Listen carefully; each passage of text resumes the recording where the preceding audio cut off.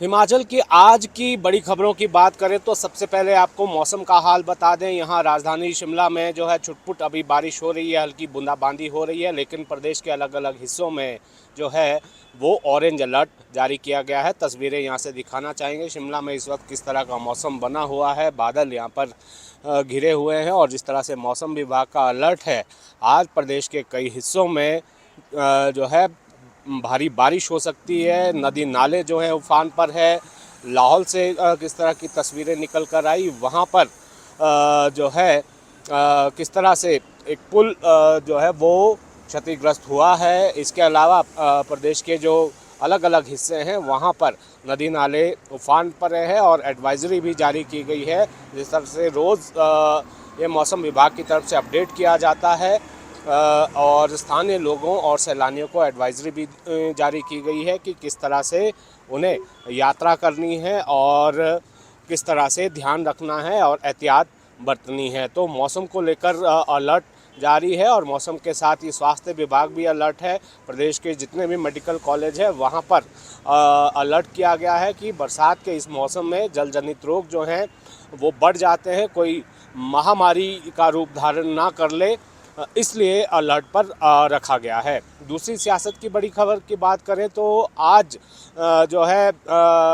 आपातकाल के 50 वर्ष पूरे हुए तो भाजपा अलग अलग कार्यक्रम कर रही है और इसमें 3-4 कार्यक्रम भाजपा के हैं, जिसमें पौधारोपण है, प्रेस कॉन्फ्रेंस है, संगोष्ठी है। इस तरह के कार्यक्रम जो है किए जा रहे हैं और प्रदेश के अलग अलग ज़िलों में प्रेस वार्ता भी भाजपा की तरफ से की जाएगी और कांग्रेस पर निशाना साधा जाएगा।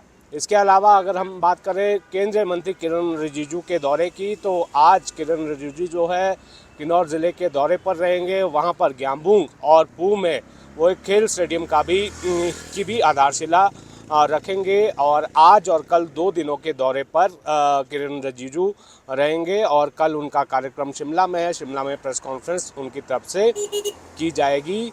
तो कांग्रेस पर आपातकाल के बहाने निशाना किस तरह से भाजपा साधती आई है, आज भी वो देखने को मिलेगा। एक जो एमओएस हैं वो धर्मशाला में भी प्रेस कॉन्फ्रेंस करेंगे। आज 3 बजे उनका कार्यक्रम है।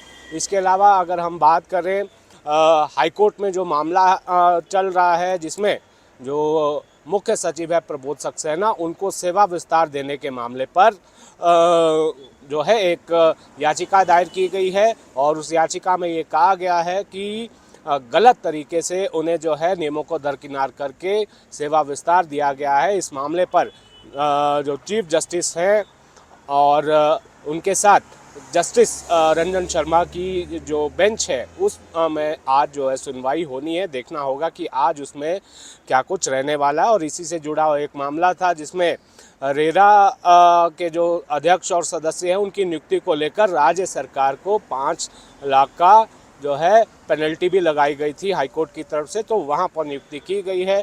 जो सेवानिवृत्त आईएएस अधिकारी हैं, जो पूर्व में मुख्य सचिव भी रहे हैं आरडी धीमान, उनकी नियुक्ति की गई है। और एक रिटायर्ड आईएएस अधिकारी जो शिमला में डीसी भी रह चुके हैं अमित कश्यप, उनको रेरा का सदस्य लगाया गया है। रेरा यानी रियल एस्टेट रेगुलेटरी अथॉरिटी, इसको लेकर जो है कई तरह की जो है बातें भी चल रही हैं कि क्यों राज्य सरकार सेवानिवृत्त अधिकारियों को ही फिर से रोजगार दे रही है। ये नियुक्ति जो है 5 साल के लिए की गई है।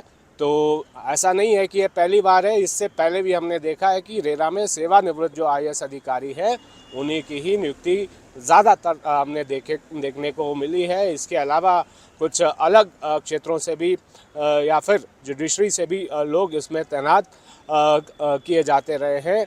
तो इसको लेकर भी सवाल काफ़ी सारे उठ रहे हैं।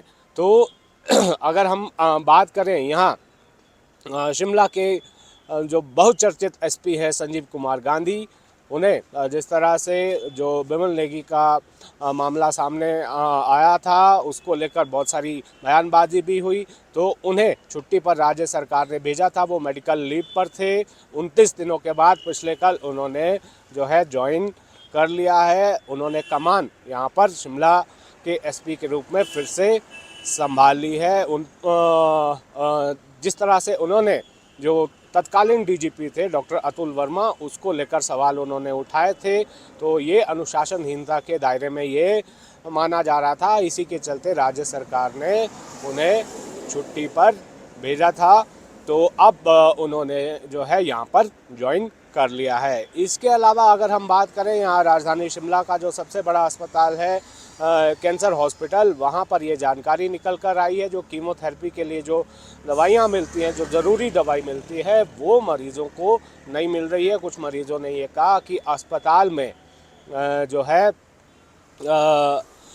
जो ज़रूरी दवाइयाँ हैं कीमोथेरेपी को लेकर, वो मिल नहीं रही है। बाज़ार में उसकी कीमत बहुत ज़्यादा है, जो है लाखों में भी कीमत बताई जा रही है। जिस तरह से जो आयुष्मान और हिमकेयर कार्ड है वो चल नहीं रहे हैं, तो राज्य सरकार की तरफ से उन कंपनियों को जो है पेमेंट नहीं की गई है, जिसके चलते ये कार्ड चल नहीं रहे हैं, ऐसा जो है तीमारदारों का कहना है। इसको लेकर जो है राज्य सरकार की तरफ से जानकारी भी आज शायद हो सकता है दी जा सकती है स्वास्थ्य विभाग की तरफ से, कि ऐसा क्यों हो रहा है, कि वो कौन सी दवाइयां हैं जो मरीजों को नहीं मिलती हैं। हालांकि कैंसर हॉस्पिटल में जो पूरा इलाज है, वो जो कैंसर के मरीज़ हैं उनका मुफ्त में इलाज होता है। इसके अलावा सियासत से जुड़ी बहुत सारी ऐसी खबरें हैं जिसमें राज्य सरकार को जो है, जो विपक्ष है, वो निशाना साध रहा है। अलग अलग मुद्दों को लेकर लगातार घेरा जा रहा है और नेता प्रतिपक्ष सबसे आगे राज्य सरकार को घेरने में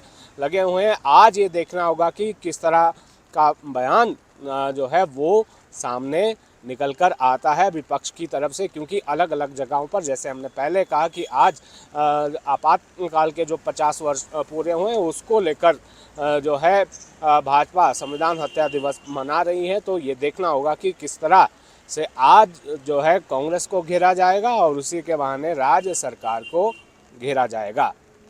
शिमला से कैमरा सहयोगी दीपक राणा के साथ रणबीर सिंह, न्यूज़ 18 हिमाचल।